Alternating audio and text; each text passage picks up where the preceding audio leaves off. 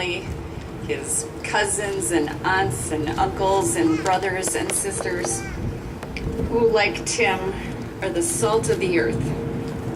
These are folks who are from the heartland, who have a strong work ethic and a deep love for family.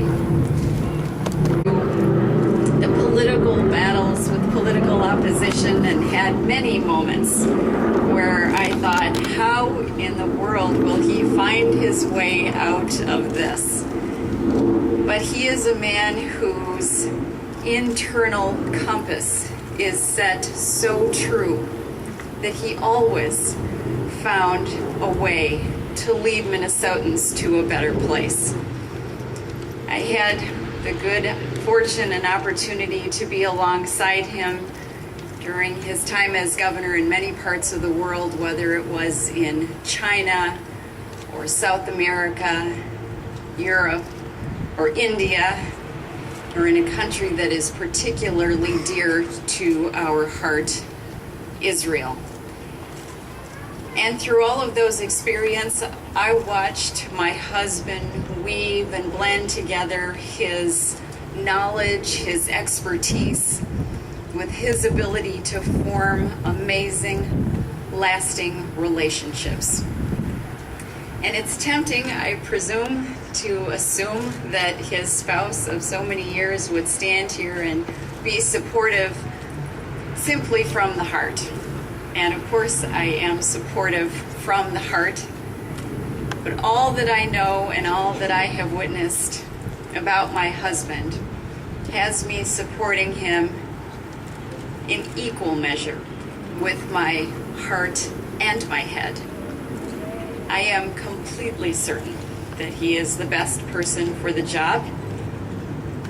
My husband is a man of great character, courage, good judgment, wisdom, discernment, and he has the experience.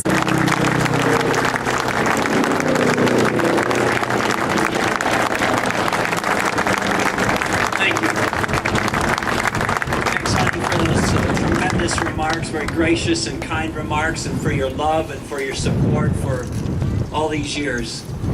After serving 8 years as Minnesota's governor, I was very much looking forward to life with Mary and our 2 daughters in the Midwestern home that we love. But with Mary's encouragement and wise counsel, we came to a different conclusion. And that's what brings me here today with this announcement. I'm Tim Pawlenty, and I'm running for President of the United States.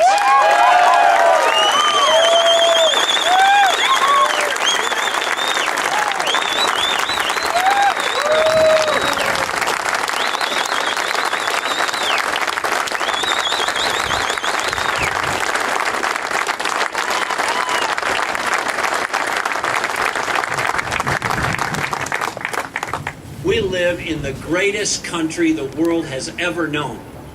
But as we all know, America's in big trouble.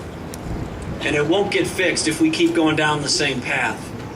If we want a new and better direction, we're going to need a new and better president. President Obama's policies have failed.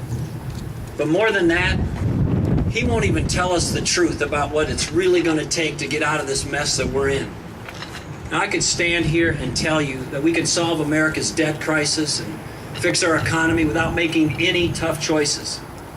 But we've heard those kinds of empty promises before, and we know where that's gotten us. Fluffy promises of hope and change.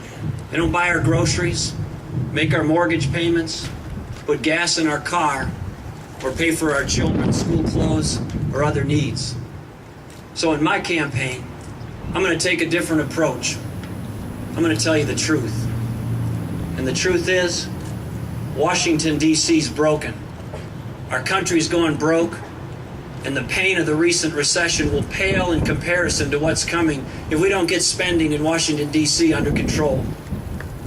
President Obama doesn't have an economic plan.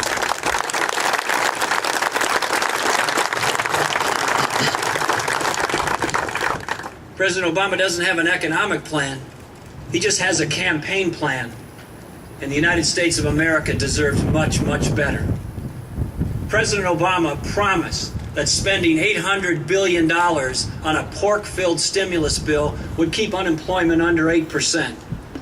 He promised that bailouts for well-connected businesses were a good deal for the country.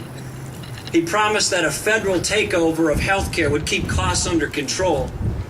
And as hard as it is to believe, he even promised that he would cut the deficit in half during his first term as president. But the truth is, since President Obama took office, the massive numbers of spending decisions that he's made, the debt has gone through the roof, Americans can't find jobs, and we're $4 trillion deeper in debt. And his health care plan is an unmitigated disaster for our country.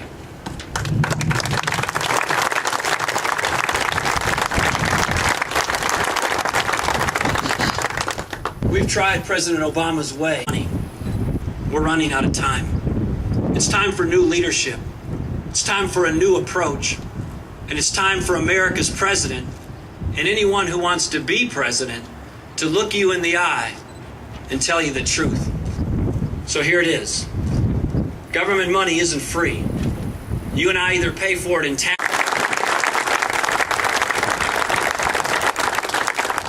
No more subsidies, no more special treatment, no more Fannie and Freddie, no more TARP, and no more too big to fail.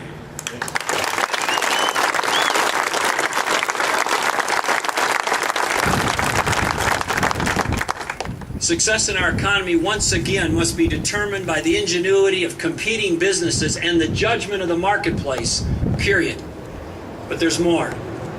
Tomorrow I'm also going to Florida to tell both young people and seniors the truth about our entitlement programs. They're on an unsustainable path, and that inaction is no longer an option. Our national debt, combined with Obamacare, have placed Social Security, Medicare, and Medicaid in real peril.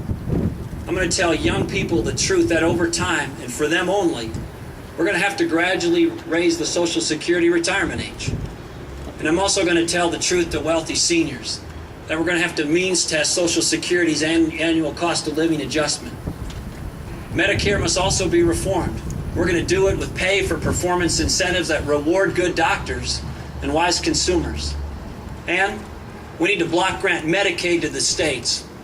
Their innovative ideas and approaches closest to the patients are not only going to solve problems, they're going to save money. And this week I'll also be in Washington, D.C.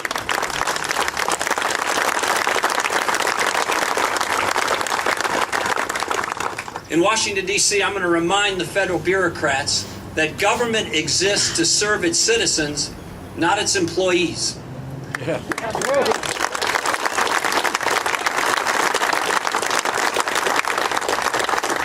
And the truth is, people getting paid by the taxpayers shouldn't get a better deal than the taxpayers themselves.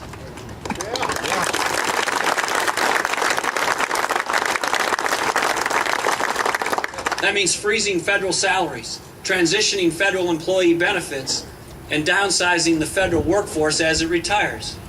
It means paying public employees for results, not just seniority. And it means from the Capitol to the classroom and everywhere in between, we're going to make public employees more accountable and their pay and benefits more in line with the rest of the taxpayers in this country.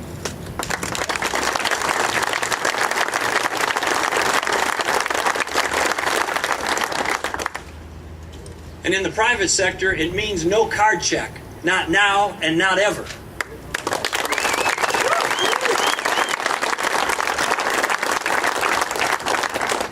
And it means no more taxpayer bailouts just because you made big campaign contributions to politicians or just because you made a lot of money and give it away to people who are special interests who are trying to influence our government. We also need to make sure that the National Labor Relations Board understands that never again will an American company be told where they can and can't do business.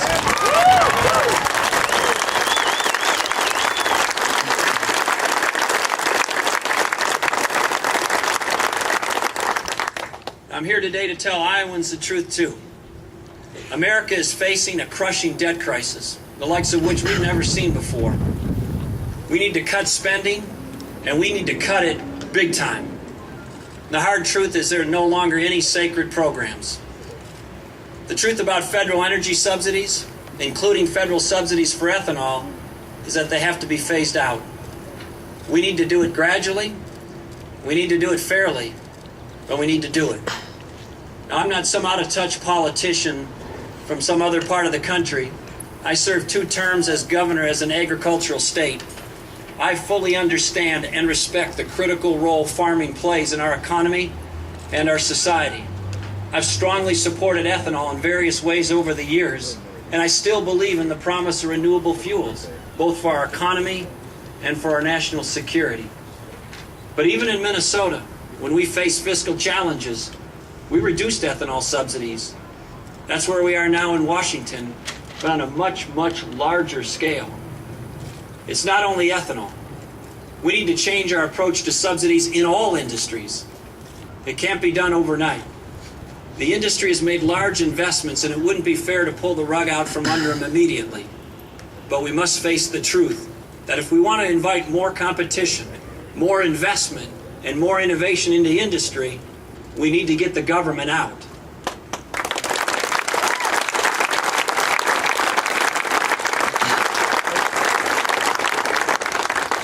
We also need to get the government out of the business of handing out special favors and special deals.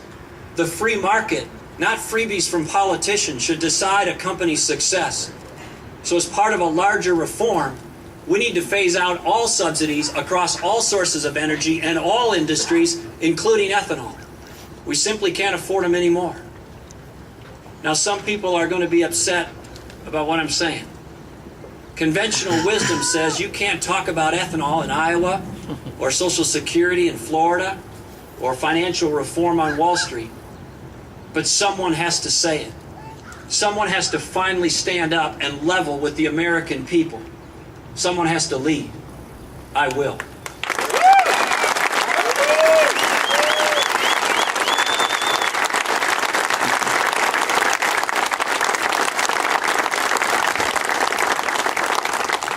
When times get tough, there's a temptation among many people to try to turn Americans against one another. Some try to fan the flames of envy and resentment as a way to deflect attention from their own responsibilities, and we particularly see this from politicians. But that's not good enough anymore. Our problems demand, and our children deserve much more from us this time. No president deserves to win an election by dividing the American people, picking winners and losers, protecting his own party's spending and cutting only the other guy's programs, pitting classes and ethnicities and generations against each other. The truth is, we're all in this together. So we need to work together to get out of this mess. I'll unite our party and I'll unite our nation, because to solve a $14 trillion problem, in Washington, they may call that smart politics. But I'm not from Washington. I grew up in Minnesota.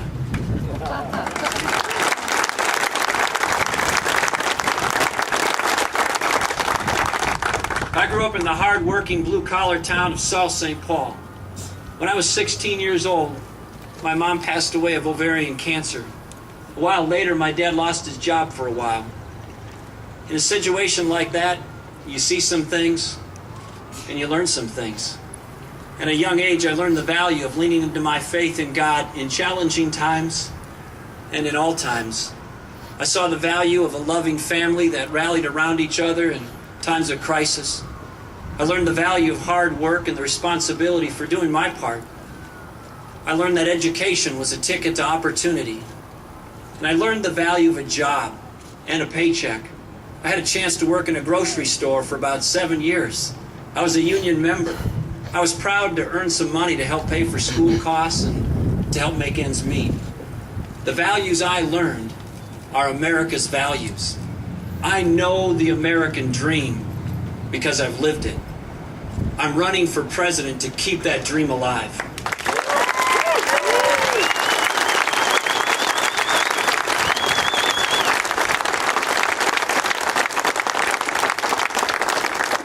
The first step toward restoring America's promise is to elect a president who keeps his promises to America. How do I know that conservative